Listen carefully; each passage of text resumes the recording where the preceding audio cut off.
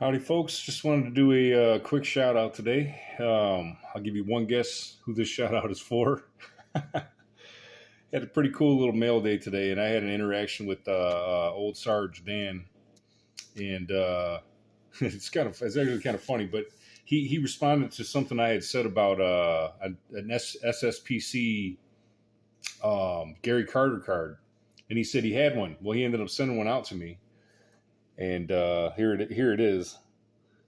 And as you can see, it's really nice. And as you can also see, it's in a special kind of holder right now. This is not how it came, but I have 300 some cards about to go out to SGC, so this one's just going to tag right along. I'm just sticking it right in there. So uh, one of those oddball, if you will, Gary Carter rookies, and it's cool because I had a whole bunch of these from baseball card collecting kits and whatnot when we grew up in the '80s and whatnot, and never kept any of them. I don't even think we knew any of them had any kind of value or that any of them were rookies. I thought we all just thought they were just kind of, castaway cards or whatnot. And but as you can see, they're licensed.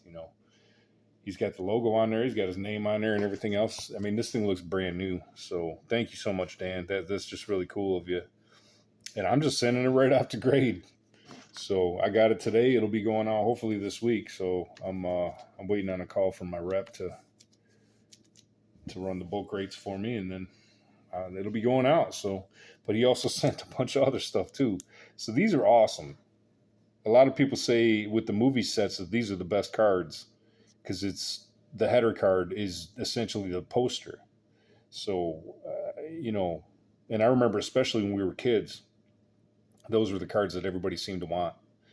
A lot of times, the most was the header card. So it's like and boy, would it look cool, all framed up on the slab as well. But that's pretty sweet. The Back to the Future Part 2 you get through in there, and then also this one as well. This is another example. I believe this is one of the posters or promotional images for Jaws 2. I don't have any Jaws 2 cards, so I just thought that was awesome. And I love the black borders with the yellow. It's just an epic design, honestly. I think Topps did such a crazy good job of the movie cards they did in the 70s. I really like the Superman set. I like this set. I like the Close Encounters. I just think they're all great. All the ones from the late '70s. All the Star Wars sets look great. The Battlestar Galactica is a really clean design, but it's nice. It's very very nice the way they do the font and everything down there. Anyway, I'm not going to keep ranting about that. But that's a sweet card too. That's card number 50, number 59 in there. But I don't have any of those, so these cards aren't going anywhere. First of all, except for that one to SGC. But here's another one too. These are the 1988 Hostess. I don't know if he saw that the ones I got were all banged up and then just threw this in because of that. But that's just pretty cool, man. That's just thoughtful. So you got Tom Hanks there. I don't believe he's got any cards before this. Then again, guys like Darth Brizzo and those guys are always discovering new things as the days go by. So. But okay, so at this point, I'm a Harrison Ford collector. I don't think there's any way around it. I'm collecting. I'm doing the Gene Hackman 1978 run as well with all the master run of Lex Luthor Gene Hackman cards. Maybe not all the cards, but all the ones that acknowledge him as Gene Hackman. And then Harrison Ford. My Harrison Ford collection just keeps growing and growing and growing. This is crazy. So this is a Topps 206. I've never seen this before, but it's obviously a mini. Man, I might just throw this in that order too, just for the heck of it. Just to have it in the slab, and then that way I could throw it right in the PC. I might grade this too, man. It looks awesome. It's just awesome. I mean, that's just cool. I don't even know what set this is from, but it's got the borders, the Galaxy borders, like the 1977 Series 1s. And then this is the Empire Strikes Back from Burger King. These were it's like, Ma, can we go to Burger King? We already wanted to go there. But when they had these out, man, it's like, yeah. So I remember having a couple of these, and they were just banged up. But that's just cool, because that brings me right back to begging Mom to go to Burger King, man, because I wanted some Star Wars cards and a Whopper. Actually, I didn't want Whopper back then. I wanted the cheeseburgers back then, the charbroiled, the char lines on them. My dad hadn't introduced me to the Whopper yet at this point. I know that. So this is 1980, I believe, is when these came out. And then it looks like the contest ran until 1981. But then he threw in a whole bunch of these too, man. These are just awesome. So I had a bunch of these as a kid, like I was saying, from the collector kits. But you got, I just love these aging stars. Actually, this one is not. This is not the SSPC. I don't know what this is. But either way, it is just cool. And it ain't going nowhere. I'm keeping this. I just love these old cards, man. I love the aging stars cards too. And this one especially, because he was a player coach, Frank Robinson, at this point. So I had seen this card before, but I did not realize that he was still playing. So that's just awesome. I'm probably Frank Robinson's biggest fan. I think I got like 4 of his autographs. I just feel like he's the most underrated player in history. And then Harmon Killebrew. This is a playing days card. People forget. I like to use him in the Immaculate Grid on Baseball Reference. I don't hear enough talk about that Immaculate Grid. That's just fun, man. It's a fun game. And I remember finding out, that is how I found out that Harmon Killebrew played for the Royals, because I stuck him in there for one of the headings was only one team, and then Minnesota Twins.